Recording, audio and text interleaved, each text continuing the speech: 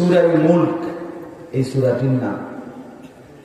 কোরআন কারীমের অত্যন্ত ফজিলতপূর্ণ একটি সূরা। রাসূলুল্লাহ সাল্লাল্লাহু আলাইহি ওয়াসাল্লাম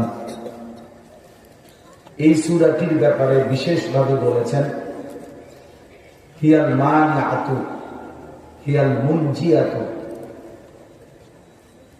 এই সূরাটি কবরের আযাব থেকে বাধা দানকারী।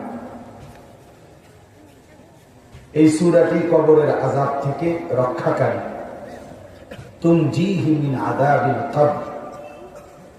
এই সূরাটি আল্লাহর বান্দাকে কবরের আযাব থেকে রক্ষা করবে।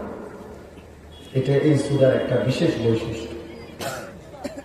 রাসূলুল্লাহ সাল্লাল্লাহু আলাইহি ওয়াসাল্লাম বলেছেন,